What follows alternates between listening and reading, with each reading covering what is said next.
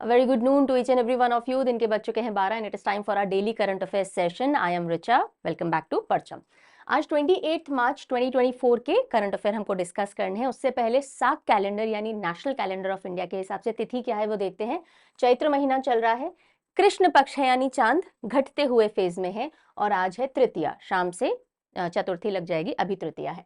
ये जो हम तिथि देखते हैं ना, ये पूर्णिमांत कैलेंडर के हिसाब से होती है, यानी इंडिया के अंदर दो तरीके से लूनर कैलेंडर जो होता है वो फॉलो होता है। मेजरली नॉर्थ इंडिया के अंदर पूर्णिमांत कैलेंडर होता है, यानी पूर्णिमा को महीना एंड होता है और न्यू मून से नया महीना चालू होता है, यानी कृष्ण पक्ष से नया महीना चालू होता है। लेकिन द्रविडियन साइड में, थोड़ा साउथ इंडिया साइड में, यहीं पे अमावांत कैलेंडर भी होता है, जिसमें कि अमावस्या पे एंड होगा महीना और शुक्ल पक्ष से चालू होता है। इसीलिए कुछ बच्चों को तिथि में कंफ्यूजन आता है कि मैम हमारे यहाँ तो ये नहीं चल रहा, जैसे महाराष्ट्र में, गोवा में, केरला में ये नहीं चल रहा होगा। ठीक है, तो ये पूर्णिमान कैलेंडर है जो कि मेजरली उज्जैन साइड वाला जो होता है कैलेंडर, उसके हिसाब से मैं आपको बताती हूँ। यही नेशनल कैलेंडर ऑफ इंडिया के तौर पे फॉलो होता है। ये कंफ्यूजन आज क्लियर हुआ? बहुत बच्चों को कंफ्यूजन होता है। चलिए, तो कल जो सेशन हमने लिया था उसका क्वेश्चन ऑफ द डे पहले डिस्कस कर लेते हैं और फिर आज वाली कहानी शुरू करेंगे। What position has Abhay Thakur been appointed to? Abhay Thakur ji को हाल ही में एक पोजीशन पे अपॉइंटमेंट मिला है। वो पोजीशन कौन सी है? अभय। इनको भय किससे नहीं लगता? मार से नहीं लगता, बिकॉज इनको बनाया गया है एम्बेसडर टू म्यांमार। ये मैंने टेक्निक से याद करवाया था आपको। चलिए, सेशन के दौरान मैंने कुछ क्वेश्चंस आपसे पूछे थे, काफी सारे बच्चों ने सही आंसर किया है। रैंडमली मैंने एक रिस्पॉन्स पिक किया है, गुरलाल 44। सो हरियाणा के नए सीएम कौन है आपसे पूछा था, नायाब सिंह सैनी। नायाब की स्पेलिंग ऐसे होगी, but that's okay. Second most billionaire जो है वो कौन सी सिटी में वर्ल्ड में पाए गए हैं as per the recent report जो हमने देखी थी? So London is the right answer. Top most किसके अंदर है? न्यूयॉर्क के अंदर है, देन लंदन में है, और थर्ड नंबर पे मुंबई थी हमारी। Then we were talking about Virat Kohli ji Bharat से पहले खिलाड़ी बन गए हैं जिन्होंने 12,000 रन T20 फॉर्मेट के अंदर कंप्लीट कर लिए हैं और वर्ल्ड में 6 नंबर के खिलाड़ी बन गए। I had to asked you, सबसे पहले खिलाड़ी to complete 12,000 run in T20 format कौन है? Answer is Chris Gayle. ठीक है, सो ये सारे डिस्कशन राइट हमारे हो गए। अब जो भी आज हम पढ़ेंगे उसका पीडीएफ कहाँ मिलेगा? परचम ऐप के फ्री मटेरियल सेक्शन में आप जा सकते हो, परचम स्टोर में फ्री मटेरियल सेक्शन में, या फिर आप परचम टेलीग्राम पे जाकर के भी एक्सेस कर सकते हो। इंग्लिश का और हिंदी का डेली सीए का पीडीएफ फ्री ऑफ कॉस्ट आपको वहां पे अवेलेबल करवाया जाता है। ठीक है, लाइव चैट के अंदर लिंक भी पिन कर दिया जाता है, अगर एक्सेस नहीं कर पा रहे हो उस लिंक के थ्रू जा सकते हो। वीकली या मंथली सीए मैगजीन चाहिए, जैसे कि मंथली सीए मैगजीन फरवरी की है तो आपको परचमclasses.in पे जाना पड़ेगा। सवाल ई बुक चाहिए हर महीने के MCQs with explanation current affair के, तो भी परचमclasses.in पे जाना पड़ेगा। लेकिन अगर सब्सक्रिप्शन लेना है, सवाल का एनुअल सब्सक्रिप्शन हो या पीडीएफ बैंक हो या सीए सब्सक्रिप्शन हो, तो परचम ऐप चेकआउट कर लीजिए, डिस्काउंट भी चेकआउट करते रहिएगा। ज्यादा हेल्प जानकारी चाहिए तो ये हेल्पलाइन नंबर है, ईमेल आईडी है, परचम ऐप चैट है। इन 3 जगह आप अपनी क्वेरी कंसर्न्स लिख सकते हो। पीडीएफ रिलेटेड कोई भी प्रॉब्लम होती है तो ईमेल कर दिया कीजिए along with the payment receipt, जो भी आपने 10, 15, 20 रुपए का व्हाटएवर यू हैव परचेज वो यहाँ रिसीट भेज दिया कीजिए। ठीक है, चलिए। पहली खबर, very important prize, and that is Abel prize. Abel prize 2024 का अनाउंसमेंट हो चुका है। किसको मिलेगा? मिशेल टैलेग्रांड। मिशेल टैलेग्रांड को एबेल प्राइज 2024 दिया जाएगा, अनाउंसमेंट हो चुका है। एबेल प्राइज कौन सी दुनिया में दिया जाता है? मैथमेटिक्स की दुनिया में, और मैथमेटिक्स का नोबेल प्राइज कहा जाता है। ठीक है, नोबेल प्राइज 6 फील्ड में दिया जाता है, लेकिन उसमें मैथमेटिक्स नहीं आता। वेरी गुड, लिख दो नोबेल प्राइज कौन कौन सी फील्ड में दिया जाता है, वो 6 फील्ड के नाम लिखो। और क्योंकि मैथमेटिक्स में नहीं दिया जाता, एबेल प्राइज की शुरुआत हुई और एबेल प्राइज को नोबेल प्राइज ऑफ मैथमेटिक्स के नाम से भी जाना जाता है। ओके, और ये दिया जा रहा है मिशेल टैलेग्रांड को। तो देखो, मिशेल एबेल, साउंड सेम आ रहा है, ये आपका छोटा सा हिंट हो सकता है। इन्होंने ग्राउंड ब्रेकिंग कंट्रीब्यूशन किया है प्रोबेबिलिटी थ्योरी में और फंक्शनल एनालिसिस में, जिनके चलते इनको एबेल प्राइज मिलेगा। सो मिशेल टैलेग्रांड अवार्डेड 2024 एबेल प्राइज। कौन देता है ये award? नॉर्वेन academy of science and letters है, नॉर्वे का इंस्टीट्यूशन है, ये देता है। और जो मिशेल टैलेग्रांड है वो CNRS पेरिस फ्रांस के साथ एसोसिएटेड है, इस रिसर्च इंस्टीट्यूशन के साथ में he is affiliated.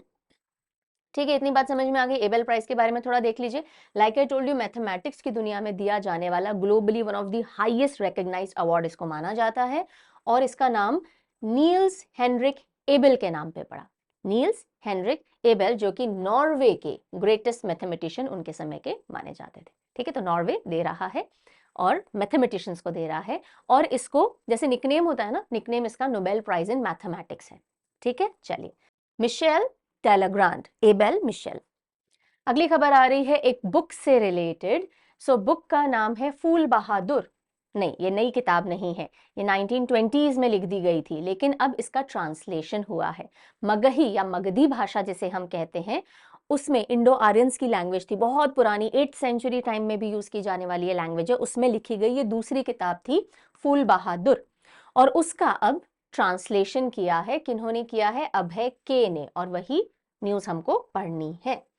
So Phool Bahadur, the first Magahi novel in English, पहली मगही भाषा की नॉवल जिसका इंग्लिश में ट्रांसलेशन किया गया है, फूल बहादुर। ओरिजिनली किसने लिखी है? ये जयंत पति ने लिखी है। तो देखो, फूल और नाम में आ रहा है पत्ती, पत्ती ये वाली लीफ। ओके, सो फूलपति से याद रह जाएगा। जयंत पति जी ने लिखी थी ये ओरिजिनली 1928 में। कौन सी भाषा में? मगही भाषा में, जिसे हम मगधी भी कहते हैं। बिहार, झारखंड, वेस्ट बंगाल के कुछ एरियाज के अंदर बोली जाती है, बिहार में प्रोमिनेंटली बोली जाती है, झारखंड के अंदर, और काफी पुरानी लैंग्वेज है। इनफैक्ट हिंदी से भी पहले से इसको बोला जा रहा है। और बुद्धिज्म के अंदर जब गौतम बुद्धा अपनी स्पीचेस दिया करते थे, तो ऐसा कहा जाता है कि मगधी को प्राइमरी लैंग्वेज की तरह वो यूज किया करते थे।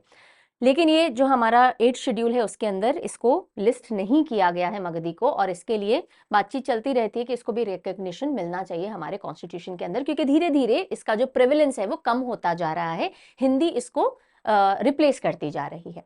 ठीक है, सो लेफ्टिनेंट गवर्नर मनोज सिन्हा, जो कि JNK जम्मू एंड कश्मीर के लेफ्टिनेंट गवर्नर हैं, उन्होंने लॉन्च की इस किताब को, राइट, कहाँ पे? पटना के अंदर।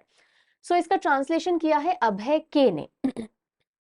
बिहार से रिलेट करते हैं और काफी सारे प्रोमिनेंट लिटरेचर लिखते रहते हैं। पेंगुइन रैंडम हाउस इंडिया की पब्लिशिंग है ये। ठीक है जी। मगही या मगधी इंडो आर्यंस की लैंग्वेज है, और कौन सी स्क्रिप्ट में लिखी जाती है? कैथी स्क्रिप्ट है इसकी मेनली।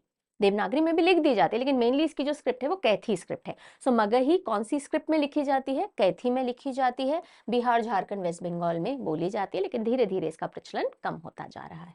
ओके, फूल बहादुर। चलिए, अगली खबर जो आ रही है वो एक सैड डिमाइस है, एक निधन हुआ है प्रोमिनेंट व्यक्ति का। बहुत ज्यादा क्रिटिकली इंपॉर्टेंट न्यूज मैं नहीं कहूंगी, लेकिन एक बार देखने जैसी है। राइटर गुरुलिंगा काप्से, क्या नाम है इनका? गुरुलिंगा काप्से, इनका निधन हो चुका है। कर्नाटका को बिलोंग करते थे और कन्नड़ साहित्य अकादमी के चेयरमैन रह चुके हैं। और इन्होंने चिल्ड्रन से रिलेटेड जो राइटिंग्स होती हैं कन्नड़ भाषा के अंदर, काफी सारा लिटरेचर इन्होंने चिल्ड्रन लैंग्वेज में दिया है। मराठी से काफी सारी किताबें कन्नड़ भाषा में ट्रांसलेट की हैं। सो गुरुलिंगा काप्से जी कौन थे? राइटर थे। ठीक है, अब इनका निधन हो गया है। अगली खबर, what is this? Eveready Ultima alkaline batteries हैं, और एवरेडी को अपने ब्रांड एम्बेसडर के एक नए ब्रांड एम्बेसडर मिल गए हैं, and that is Neeraj Chopra. So Neeraj Chopra has become Eveready's new brand ambassador. बस इतना ही ध्यान रखना है, एवरेडी रहते हैं ना भाला फेंकने के लिए, बस एवरेडी के ब्रांड एम्बेसडर बन गए हैं। हंसा मिश्रा, हंसा नॉट हंसा, हंसा मिश्रा जी को अपॉइंट किया गया है as director in UPSC, union public service commission. पहले न्यूज समझाऊं उससे पहले बता दीजिए यूपीएससी के चेयरमैन का नाम क्या है? ठीक है, what is the name of UPSC current chairman? So UPSC के काफी सारे डायरेक्टर्स होते हैं, 9 to 11 directors can be there if I am not mistaken. So उन डायरेक्टर्स में से एक डायरेक्टर जो अभी अपॉइंट की गई है, हंसा मिश्रा। ए हंसा, हंसा याद है? खिचड़ी जो सीरियल और मूवी भी बन गई हैं, उसमें कैरेक्टर है हंसा, उनसे आप याद कर सकते हैं। तो यूपीएससी के एक डायरेक्टर हंसा मिश्रा जी को अपॉइंट किया गया है फॉर 5 ईयर, या फिर जो भी इनकी रिटायरमेंट एज है, या अंटिल फर्दर ऑर्डर्स, तब तक के लिए इनको इस अपॉइंटमेंट पे रखा गया है। तो सीधा सीधा नाम, वन लाइनर न्यूज है ये। जैसे अभी हमने ब्रांड एम्बेसडर देखा, वन लाइनर न्यूज थी, उससे पहले ओबिचोरी देखी, वन लाइनर थी, ये अपॉइंटमेंट देखा, वन लाइनर न्यूज है। बस हंसा मिश्रा जी याद रखेंगे। आगे चलते हैं। Bassero Diomaye Faye. Bassero Diomaye Faye has been named as Senegal's next president. Senegal. So Bassero Faye, ऐसे आप याद रखिएगा। Bassero, Bassero सुनते से कुछ याद आ रहा है? Bassero, Bassero, बस रो, बस रोती रहती है सेनेगल। सेनेगल को हम सिनेगर्ल कर सकते हैं। सो सेनेगल का हमेशा मैं हिंट यही करवाती हूँ, सिनेगर्ल। जो सिनेमा में गर्ल आती है अधिकतर उनको रोने का कोई ना कोई रोल दे दिया जाता है, बस रो बस रो, तुम बस रो सेनेगल, तुम और कुछ मत करो। सो बेसिरो फे सेनेगल के नए प्रेसिडेंट के तौर पे इनका नाम आगे आ चुका है। He will be the next president of Senegal. Senegal कहाँ है? अफ्रीका के अंदर ये वेस्टर्न कंट्री पड़ता है सेनेगल। क्या कैपिटल है इसकी? सेनेगल डकार। डकार इज द कैपिटल, राइट। और अगर आप मैप ध्यान से देखोगे, Africa is the only continent जिसमें से Tropic of Cancer, equator, Tropic of Capricorn तीनों पास होते हैं, राइट। चलिए अगली खबर भी इंटरनेशनल अपॉइंटमेंट से है और आ रही है पोर्तुगल से। सो लुई मॉन्टेनीग्रो, लुइस या Luis Montenegro named Portugal's prime minister. Portugal के नए प्राइम मिनिस्टर के लिए किसका नाम आ चुका है? लुइस मॉन्टेनीग्रो का आ चुका है।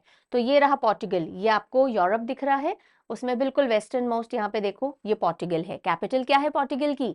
लिस्बन। आप एक बन की फोटो, पोर्टुगल पोर्ट से भी ले सकते हो, फोटो से भी ले सकते हो, बन की फोटो ले रहे हो।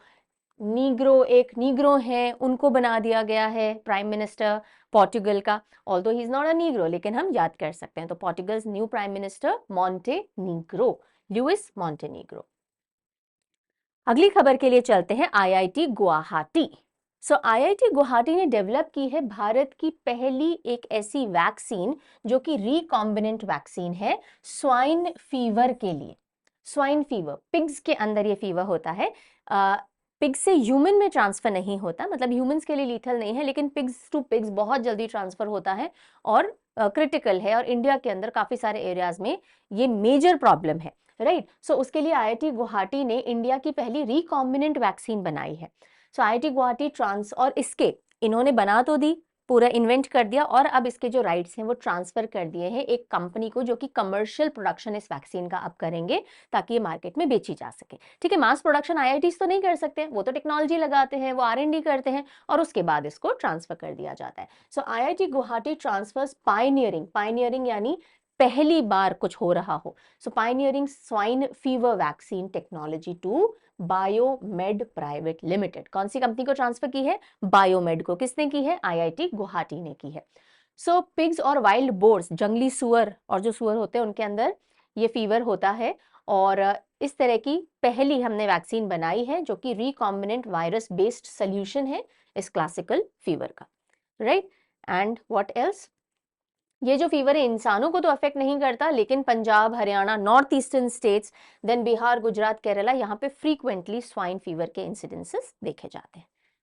आगे बढ़े, अगली खबर आ रही है स्पोर्ट्स की दुनिया से।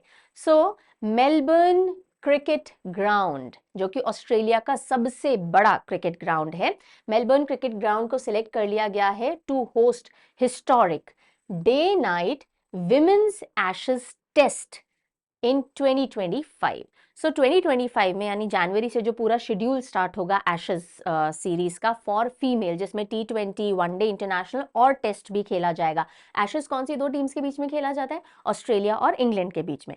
तो मेंस का अलग शेड्यूल है, इस बार विमेन का अलग शेड्यूल है, जिसके अंदर जो टेस्ट होगा, एशेज का टेस्ट, पहली बार डे एंड नाइट टेस्ट रखा जा रहा है, दिन और रात। और इसमें कौन सी बॉल इस्तेमाल होती है? पिंक बॉल इस्तेमाल होती है डे एंड नाइट के अंदर।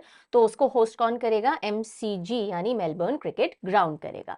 सो historic day and night, historic क्यों बोला है? बिकॉज पहली बार मेलबर्न क्रिकेट ग्राउंड जो है वो day and night women Ashes test host करने जा रहा है।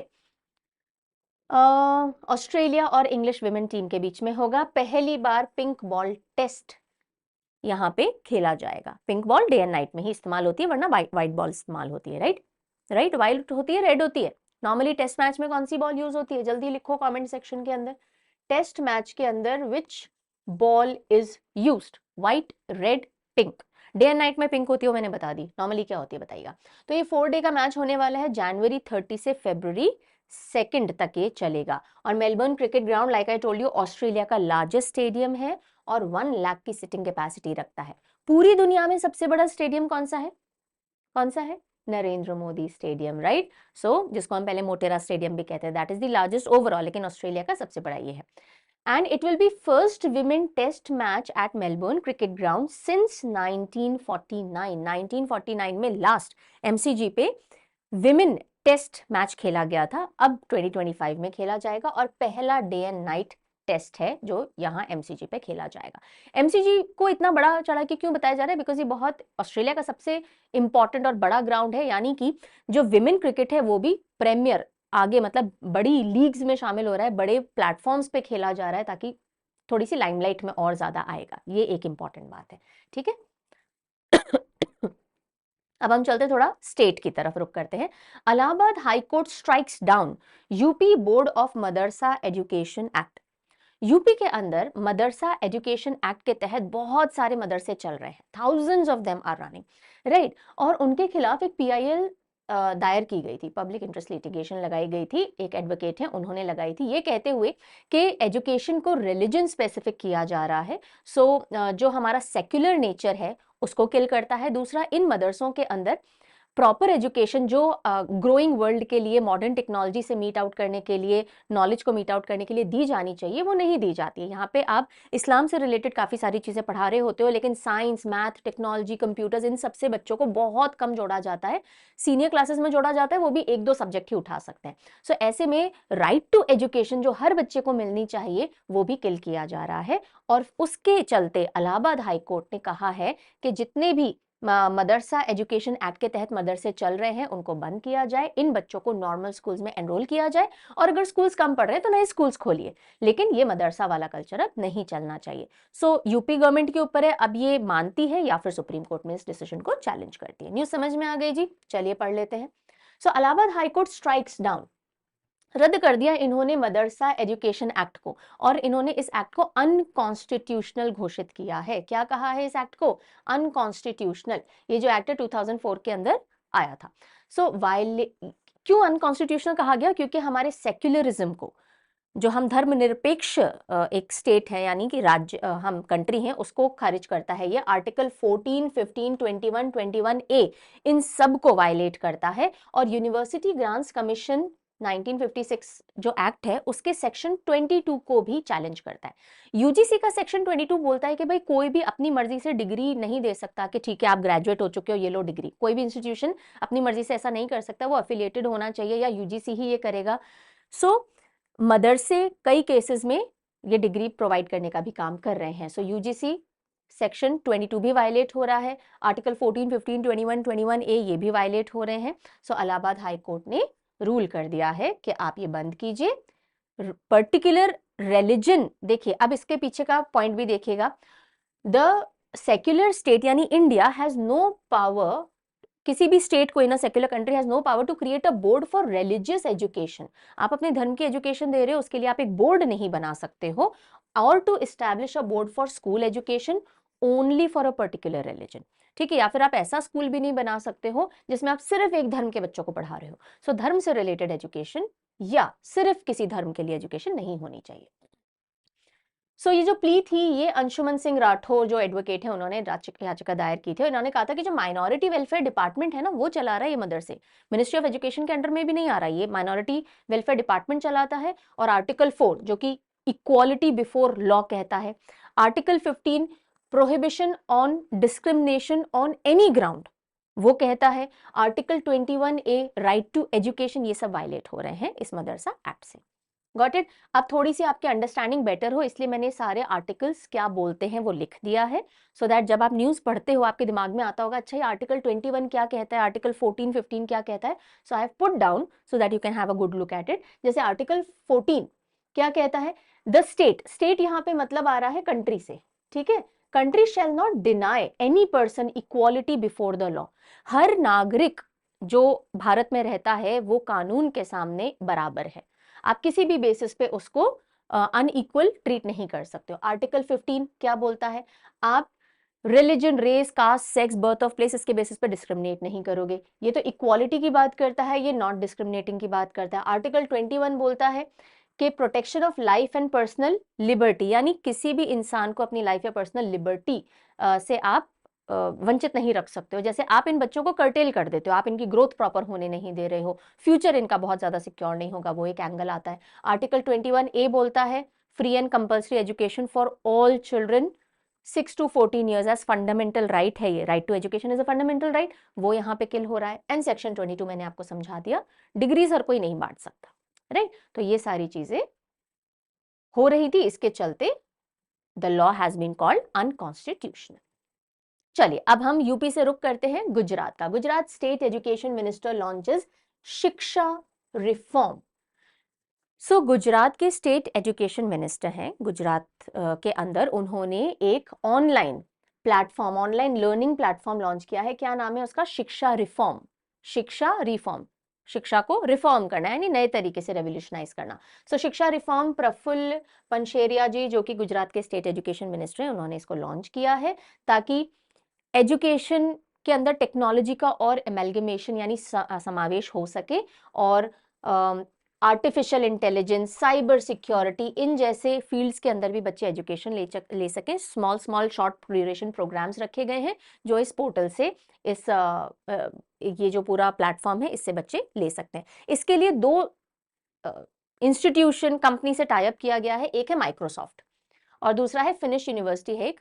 तो इनके साथ में टाई अप करके और गुजरात स्टेट एजुकेशन मिनिस्टर ने शिक्षा रिफॉर्म पोर्टल लॉन्च किया। समझ में आ गई न्यूज? छोटी सी न्यूज है पर थोड़ा सा स्टेट ध्यान रख लेंगे। अगली खबर आ रही है फाइनेंस सेक्शन से। ओके, फाइनेंस सेक्शन से क्या न्यूज आ रही है? फाइनेंस बोल सकते हो, इंडेक्स भी बोल सकते हो।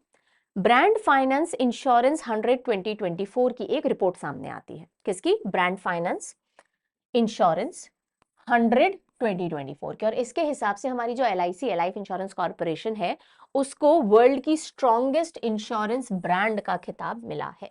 दुनिया की सबसे स्ट्रॉन्ग इंश्योरेंस ब्रांड कौन सी बन के उभरी है? As per this report LIC बनी है। सो ब्रांड फाइनेंस इंश्योरेंस 100 2024 की रिपोर्ट के हिसाब से LIC बहुत स्ट्रॉन्ग ब्रांड है इंश्योरेंस सेक्टर में। स्टेडी ब्रांड वैल्यू है इसकी, मतलब लगातार बनी रहती है स्ट्रॉन्ग, 9.8 बिलियन US डॉलर की। इंडेक्स पे स्कोर भी बहुत अच्छा है इसके, स्ट्रेंथ इंडेक्स पे 88.3 और AAA ब्रांड स्ट्रेंथ रेटिंग इसको मिली है। ठीक है, इसी के साथ साथ सेकंड नंबर पे अगर आप देखोगे कैथे लाइफ इंश्योरेंस है, ये ताइवान की है। और अगर थर्ड नंबर पे आप देखोगे तो NRMA इंश्योरेंस है जो कि ऑस्ट्रेलियन कंपनी है। सो LIC सबसे स्ट्रॉन्गेस्ट इंश्योरेंस ब्रांड है। ये तो स्ट्रॉन्गेस्ट के कैटेगरी में हम बात कर रहे हैं, लेकिन अगर हम देखें मोस्ट वैल्यूएबल इंश्योरेंस ब्रांड तो उसमें अधिकतर चाइनीज कंपनी टॉप पे देखने को मिली है। टॉप 5 के अंदर 3 चाइनीज कंपनी है, जिनमें फर्स्ट नंबर पे है पिंग आन। और इन टॉप 5 के अंदर एक आपको जर्मनी की एलियांस भी मिल जाएगी और फ्रांस की AXA भी मिल जाएगी। ठीक है, सो ओवरऑल हमें LIC की रैंकिंग ध्यान रखनी है इंडिया के कॉन्टेक्स्ट में, क्योंकि इंपॉर्टेंट हो जाती है। एंड देन फाइनली हम आते हैं इंटरनेशनल डोमेन के ऊपर, और न्यूज है बाल्टीमोर ब्रिज इन US कोलैप्सेस। बाल्टीमोर ब्रिज बाल्टी में गिर गया है। सो एक वेसल यानी शिप है जो कि सिंगापुर का फ्लैग लगाए हुए था, तो सिंगापुर से होगा, और ऐसा कहा जा रहा है कि श्रीलंका जाना था इनको। और ये जो बाल्टीमोर ब्रिज है जो आप यहाँ देख सकते हो, इनमें टकरा गए बिकॉज इनमें पावर फेलियर हो गया, नेविगेशन वगैरह इनका गड़बड़ा गया। तो जाना फॉर एग्जांपल यहाँ से था, ये इसमें जाके भिड़ गए हैं और उसकी वजह से पूरा ब्रिज कोलैप्स हो गया। ब्रिज के ऊपर काफी सारे व्हीकल्स भी थे, वो भी नदी में गिर गए। कौन सी नदी है, ये ब्रिज कब बना, थोड़ा सा हमें ये देखना पड़ेगा। बाल्टीमोर ब्रिज का प्रॉपर नेम क्या है, कहाँ पड़ता है, तो थोड़ा इस एंगल से हमें इस न्यूज को लेना है। कोई नहीं पूछेगा अदरवाइज कि बाल्टीमोर ब्रिज क्यों गिरा, शिप कोलैप्स से गिरा, ठीक है, बट इसके बारे में अब हमें देखना है। तो बाल्टीमोर ब्रिज पॉपुलर नेम है, अदरवाइज इसको फ्रांसिस स्कॉट की ब्रिज कहा जाता है या की ब्रिज भी कहते हैं। सो कभी पूछा जाए, बाल्टीमोर ब्रिज से नहीं पूछा जाएगा because Baltimore is in US, everybody knows, जरूरी नहीं एवरीबडी नोज पर पॉपुलर है। की ब्रिज या फ्रांसिस स्कॉट की ब्रिज कहां पर है? So this is in US के अंदर भी कहां है अभी I will be telling you. So 4 lane का ट्रैफिक यहां से जा सकता है, टोटल लेंथ करीब 2.6 किलोमीटर्स की है। 1977 के अंदर इसको स्टार्ट किया गया था। सो सिंगापोरियन फ्लैग्ड कंटेनर शिप थी डैली, DALI, वो क्रैश कर गई है फ्रांसिस स्कॉट की ब्रिज के अंदर। ये जो ब्रिज है 1977 में फ्रांसिस स्कॉट की, इस व्यक्ति के नाम पे इसका नाम रखा गया था और इस ब्रिज को स्टार्ट किया गया था। क्यों? क्योंकि व्यक्ति इतने इंपॉर्टेंट क्यों है? जो यूनाइटेड स्टेट्स का नेशनल एंथम है ना, वो इन्होंने लिखा था। ठीक है, so the star spangled banner, ये है US का नेशनल एंथम। हमारा नेशनल एंथम किसने लिखा था? पता है? बच्चों वाला क्वेश्चन है, लिख दो आंसर जल्दी से। हमारा नेशनल एंथम किसने लिखा है? So US national anthem Francis Scott Key ने लिखा है, उन्हीं के नाम पे बाल्टीमोर ब्रिज का नाम प्रॉपर फ्रांसिस स्कॉट की ब्रिज है। और कौन सी नदी के ऊपर ये ब्रिज है? इंपॉर्टेंट है, पैटाप्सको रिवर। पैटाप्सको रिवर। सो पैटाप्सको रिवर कहाँ आती है? ये भी यूएस के अंदर आ जाती है। एग्जैक्ट लोकेशन अगर आप इसकी देख लीजिए। सो मैरीलैंड है, मैरीलैंड, बॉल्टिमोर इन मैरीलैंड, वहां पर ये पड़ता है। सो पैटाप्सको रिवर, ये आपको इफ यू कैन सी चेज़ापीक बे, चेज़ापीक बे में आकर के ये अपना पानी खाली करती है इस वाले एरिया के अंदर। और चेज़ापीक बे जो है वो यूएस की लार्जेस्ट एस्चुरी भी है, जहां रिवर आकर के सी से मिलती है, ओशन से मिलती है, उसको हम एस्चुरी कहते हैं। सो चेज़ापीक बे के अंदर पैटाप्सको रिवर अपना पानी ड्रेन कर रही है, और यही बे यूएस की लार्जेस्ट एस्चुरी भी है। This is the location, this red if you can see. ठीक है, तो यहाँ पे हमने ज्योग्राफी के एंगल से, थोड़े मैप के एंगल से एक अच्छी से देख ली है। सो मैरीलैंड बाल्टीमोर के अंदर ये ब्रिज है जो कि कोलैप्स हो गया है। हाँ जी, इतनी ही थी आज की इंपॉर्टेंट न्यूज़। और कोई इंपॉर्टेंट न्यूज़ थी? अच्छा, एक हो सकता है आप बोले कि मैम प्रेसिडेंट जी को अपने क्रेडेंशियल 5-6 जो एम्बेसडर्स हैं, फॉरेन डेलीगेट्स हैं, उन्होंने अपने पेश किए हैं, तो ये कोई इंपॉर्टेंट एग्जाम पर्सपेक्टिव से न्यूज़ नहीं है। ये तो हर बार जो भी कुछ एम्बेसडर्स हमारे यहाँ अपॉइंट होते हैं वो अपने क्रेडेंशियल्स यानी अपने बारे में सारी इन्फॉर्मेशन प्रेसिडेंट को हैंड ओवर करते ही हैं। एग्जाम में पूछे जाने जैसी कोई खास बात इस न्यूज़ में नहीं है। ठीक है, चलिए रिविजन क्वेश्चन की तरफ हम करेंगे रुक, और उससे पहले नए बच्चों को हम बताएंगे कि अगर आपको अपने जनरल अवेयरनेस, जिसे आप नॉर्मली जीके भी बोलते हो, history, geography, polity, economy, science, static GK, अगर इसकी तैयारी करनी है तो आप चेकआउट कर सकते हो परचम ऐप के ऊपर ये एसएससी जनरल अवेयरनेस टारगेट 2024 का कोर्स, जिसके अंदर आपको ये सारे सब्जेक्ट्स मिल जाएंगे। यही सब्जेक्ट्स आपको इंडिविजुअली चाहिए तो वो भी मिल जाएंगे, जैसे स्टैटिक जीके आपको इंडिविजुअली चाहिए तो वो भी मिल जाएगा, कोर्स में भी मिल जाएगा। सो इंट्रोडक्टरी वीडियो दिया हुआ है जिसमें इस पूरे कोर्स के बारे में बता रखा है, कब तक कोर्स खत्म होगा, क्या क्या पढ़ाया जाएगा, और सिलेबस दिया हुआ है, कौन कौन से टॉपिक्स हमने कवर किए हैं। और from my side it is highly recommended, बहुत अच्छे से कवरेज किया गया है, पीवाईक्यूज भी डिस्कस हो रहे हैं। एंड उसके अलावा आप डिस्क्रिप्शन पढ़ लीजिए, कोई डाउट, प्रॉब्लम, क्वेरी, कंसर्न्स होती है तो टीम को कांटेक्ट कर लीजिएगा डिस्काउंट के लिए, या फिर कोई भी अगर आपको और इन्फॉर्मेशन चाहिए। रिकॉर्डेड लेक्चर्स हैं ताकि आप अपने लेजर पे देख सको। ऐसा नहीं है कि लाइव क्लासेस हो चुकी है और अब आपको रिकॉर्ड करके दे दी गई हैं कि आपका टाइम वेस्ट हो रहा है। नो, स्पेशली रिकॉर्डेड लेक्चर्स हैं, डाउनलोडेबल पीडीएफ्स हैं, a lot of many things are there, you can go and check it out. ठीक है, चलिए जी, पहला क्वेश्चन आ रहा है। Which institution successfully transferred pioneering swine fever vaccine technology to Biomed Private Limited? Biomed Private ये जो company है, इसको स्वाइन फीवर वैक्सीन की पहली ऐसी टेक्नोलॉजी जो कि हमने इंडिया में बनाई है, वो कौन से इंस्टीट्यूशन ने ट्रांसफर की है? कौन से आईआईटी ने बनाई? IIT Guwahati. So B will be the right answer. Next question, Who has recently been appointed as the director in Union Public Service Commission? UPSC में हाल ही में एक डायरेक्टर अपॉइंट की गई हैं, कौन है? अच्छा, एक मजे की बात बताऊं, कुछ एक वेबसाइट पे आप देखोगे, शी इज अ फीमेल, हंसा मिश्रा, और फोटो जो है ना एक मेल व्यक्ति की लगा रखी है वहां पे, गड़बड़ है ये, she is a female, right? अगर आप गवर्नमेंट राइटअप्स देखोगे तो शी करके एड्रेस मिल जाएगा आपको, इनकी पिक्चर तो बहुत प्रोमिनेंटली नहीं दिख रही है, but Hansa Mishra. Which state's education minister recently launched Shiksha Reform online learning platform to equip students with technological skills? जो स्टूडेंट्स हैं उनको टेक्नोलॉजिकल स्किल्स देने के लिए शिक्षा रिफॉर्म ये ऑनलाइन प्लेटफॉर्म कौन से राज्य के शिक्षा मंत्री ने लॉन्च किया है? गुजरात, बिल्कुल सही है जी, सी हो गया। नेक्स्ट आते हैं, द फ्रांसिस स्कॉट की bridge which recently collapsed is situated in, ये ब्रिज जो हाल ही में ध्वस्त हो चुका है, गिर चुका है, ये कहाँ लोकेटेड है? सो देखिए कहाँ पर है, बॉल्टिमोर मैरीलैंड यूएस, राइट? सो बॉल्टिमोर के अंदर मैरीलैंड में ये ब्रिज पड़ता है। Where will the day-night test match between Australia and England women cricket teams be held in 2025? 2025 में day and night test match Australia और इंग्लैंड का, एशेज का, कहाँ होगा? कहाँ होगा? एमसीजी, मेलबर्न क्रिकेट ग्राउंड में होगा।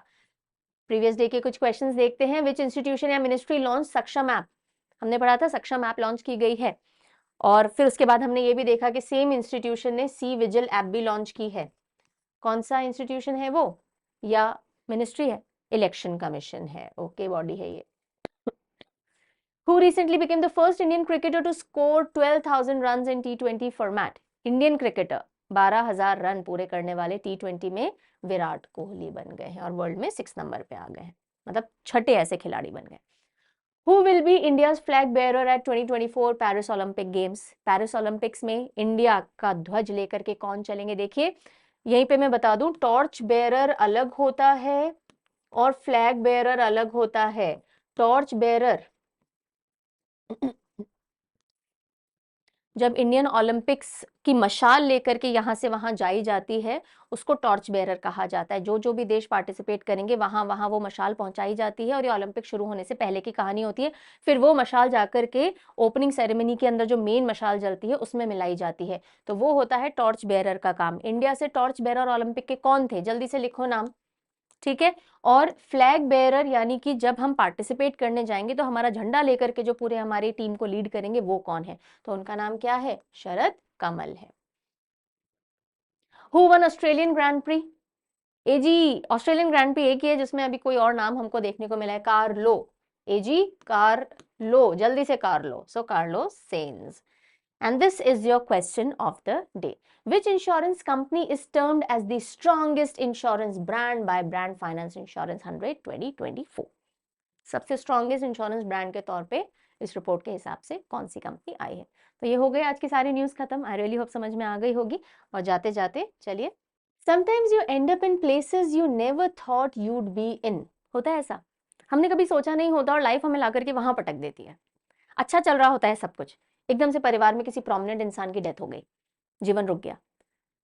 सब कुछ स्मूथ चल रहा था, पढ़ाई अच्छी चल रही थी, पापा का बिजनेस क्रैश हो गया, पैसों की दिक्कत आ गई, आगे पढ़ाई स्पॉन्सर नहीं हो पा रही है, राइट? या फिर सब अच्छा था, एवरीथिंग वाज गुड, एग्जाम की भी बहुत टॉप तैयारी है, पर खुद ही बीमार पड़ के जा ही नहीं पाए एग्जाम देने। सो इस तरह के बहुत सारे चैलेंजेस में लाइफ हमको हो सकता है पुट डाउन कर दे। लेकिन जब ऐसा होता है, when you land up in places you had never thought you'd be in, you develop the strength you never thought you had. उन मोमेंट्स में देखिएगा जब आप जीवन में आगे बढ़ जाएंगे, अगर अभी आप उन फेज में हैं आपको शायद नहीं दिखेगी वो आशा की किरण, वो पॉजिटिव लाइट आपको उस समय शायद नहीं दिखे, लेकिन जब आप आगे बढ़ जाओगे और पीछे मुड़ के देखोगे वो एपिसोड्स सेटबैक के आपको जितनी स्ट्रेंथ, विजडम, पेशेंस, जीवन से जूझने की हिम्मत दे जाती है, वो आपकी एक नॉर्मल स्मूथ सेलिंग लाइफ नहीं दे सकती। तो जब भी कोई एक नेगेटिव इंसिडेंस हमारी लाइफ में आता है हमसे कुछ लेने के लिए, वो सिर्फ लेने के लिए नहीं आता, हमें बहुत कुछ दे के भी जाता है, प्रोवाइडेड हम हमारी हिम्मत बनाए रखें, पूरी ईमानदारी से मेहनत करते रहें और कहीं ना कहीं होप रखें that if it is not going well it is definitely not the end, right? So ये था आज का थॉट। मिलेंगे कल दिन में 12 बजे, तब तक take very good care of yourself. Bye bye, see you.